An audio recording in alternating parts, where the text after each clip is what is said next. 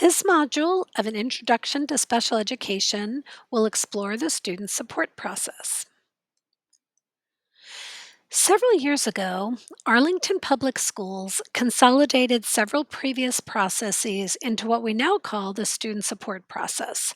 This consolidation aligned, streamlined, and strengthened those previous processes to create a comprehensive approach to ensure that we are connecting students with the appropriate supports at the right time when they need them. Through the student support process, we provide clear and explicit guidance to both students and families. We reduce the time that staff are pulled away from instruction and providing services, and we strive to ensure consistent implementation of best practices across our school district. There are several phases to the student support process. First, if a teacher notices an academic, social emotional, or behavioral concern with a student, the teacher takes action. And this teacher then provides supports to the student right in the classroom. The teacher uses data to differentiate instruction, implements supports, monitors progress, and determines what next steps, if any, are needed. In phase two, if a student is still not making anticipated progress, the teacher then shares concerns with something called a collaborative learning team, or CLT.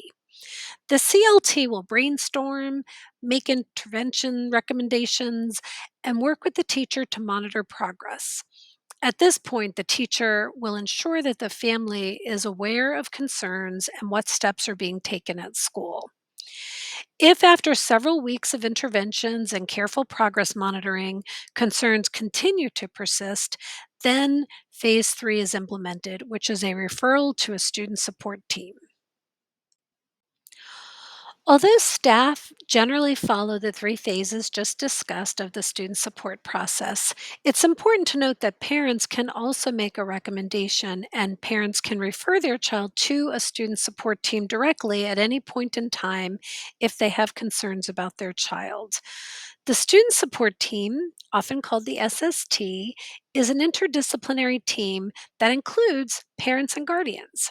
The SST is led by a student support coordinator. This slide delineates other mandated members of the student support team who can bring insight, unique training, and diverse assets to the team. Based on the nature of the concern, other individuals might also join the team.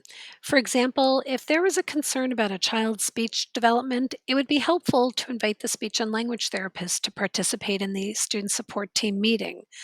Likewise, if there was a concern about a child's reading, the reading specialist might be a great person to help join the team. And it's important also to note that both parents and the school district can invite other individuals who are knowledgeable about the child or have special expertise regarding the child to participate in the meeting.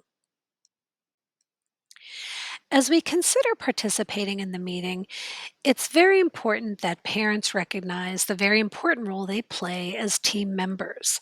Parents have a wealth of information about their child to share with the team, and this slide demonstrates some helpful topics you might wish to be prepared to discuss at the meeting, such as what your child's strengths are, changes you've noticed over time, your concerns about your child's education, and possibly a family history of disabilities that might be relevant.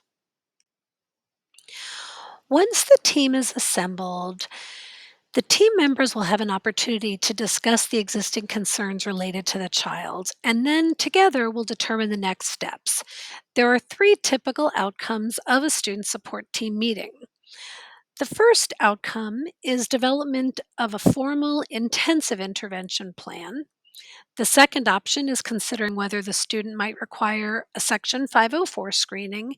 And the third option is considering referring the child for a special education evaluation. Let's take a closer look at these three potential outcomes of the student support team meeting.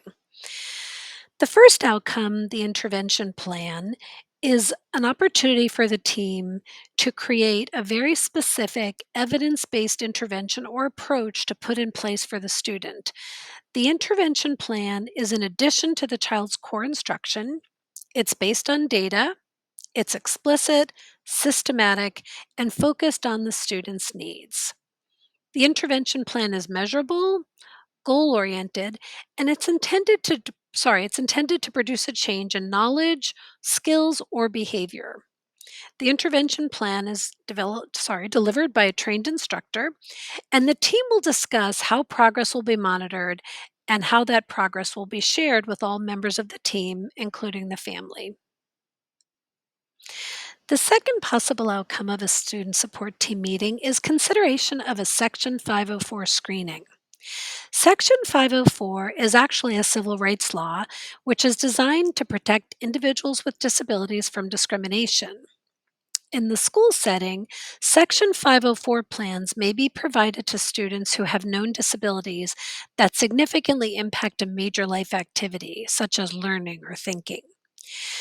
Section 504 plans are designed to ensure access to an education and also to remove barriers to a child's education.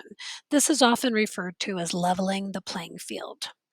One common way that Section 504 plans support students is by providing accommodations, such as extended time on tests or assignments, or preferential seating in a classroom. Parents can learn more about Section 504 on APS's Section 504 webpage or by contacting the PRC. Finally, the third outcome of a student support team meeting is a referral for a special education evaluation. And Gina is going to cover this topic in the next module.